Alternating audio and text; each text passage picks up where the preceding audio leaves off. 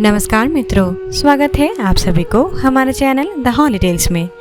गरुड़ पुराण हिंदू धर्म का एक ऐसा ग्रंथ है जिसमें मृत्यु और मृत्यु के बाद की घटनाओं के बारे में विस्तार पूर्वक बताया गया है।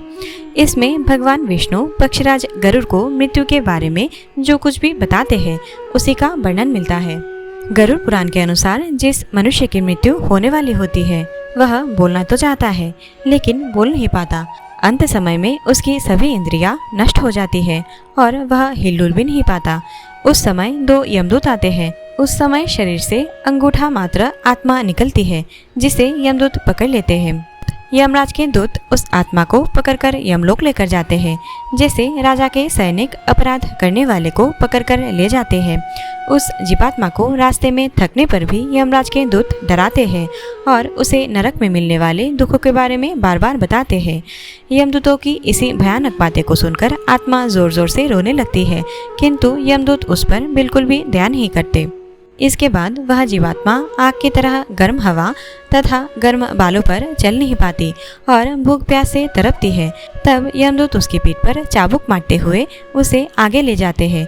वह जीभ जगह जगह गिरती है और बेहोश हो जाती है, फिर उठकर चलने लगती है।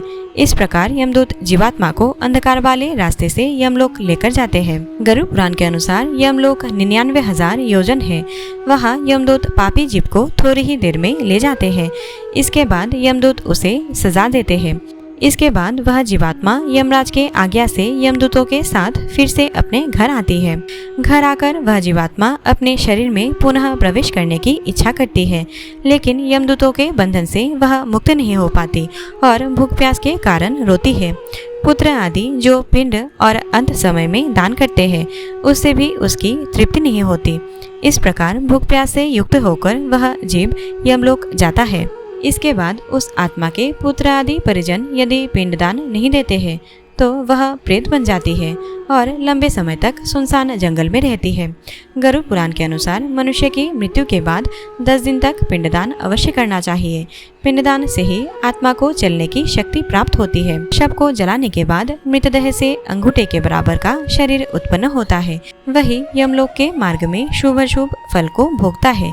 पहले दिन पिंडदान से सिर, दूसरे दिन गर्दन और कांधे, तीसरे दिन हृदय, चौथे दिन के पिंड से पेट, 5वें दिन के पिंड से नाभि, छठे और 7वें दिन से कमर और नीचे का भाग, 8वें दिन से पैर, 9वें और 10वें दिन से भूख प्यास आदि उत्पन्न होती है। यमदूतों द्वारा 13वें दिन आत्मा को पकड़ लिया जाता है। इसके बाद वह भूख प्यास से तड़पती हुई यमलोक तक अकेली ही जाती है। यमलोक तक पहुंचने का रास्ता वैतरणी नदी को छोड़कर 86,000 योजन है। 45 दिन लगातार चलकर आत्मा यमलोक पहुंचती है। इस प्रकार मार्ग में 16 पुरिया को पार कर पापी जीव यमराज के पास पहुंचता है।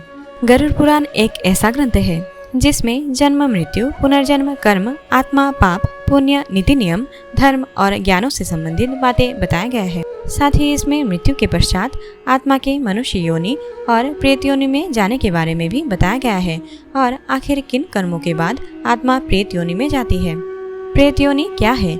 गरुड़ पुराण में उल्लेख मिलता है कि मृत्यु के बाद आत्मा जब शरीर का त्याग कर देती है तो इसके बाद भी उसे भूख प्यास, क्रोध, द्वेष और वासना आदि का भाव रहता है। गरुड़ पुराण में कुल 84 लाख योनियों के बारे में बताया गया है। इनमें पशु योनि, पक्षी योनि, वृक्ष योनि, कीड़े मकोड़े की योनि और मनुष्य योनि आदि होते हैं। मृत्यु के बाद किसी व्यक्ति की आत्मा किस योनि में जाएगी यह केवल उसके कर्मों पर निर्भर करता है। बुरे कर्म करने वालों की आत्मा मृत्युलोक में भटकती रहती है। वही अगर किसी की मृत्यु दुर्घटना, हत्या और आत्महत्या आदि के कारण होती है, यानी आत्मा अपने शरीर को प्राकृतिक तरीके से नहीं त्यागती है, तो इससे आत्मा प्रेत योनि में चली जाती है। गरुड़ पुराण के अनुसार मृत्यु के बाद जिस आत्मा को शांति नहीं मिलती है या आत्मा प्राकृतिक तरीके से अपने शरीर का त्याग नहीं करती है, ऐसी स्थिति में वह प्रेत योनि में भटकती रहती है।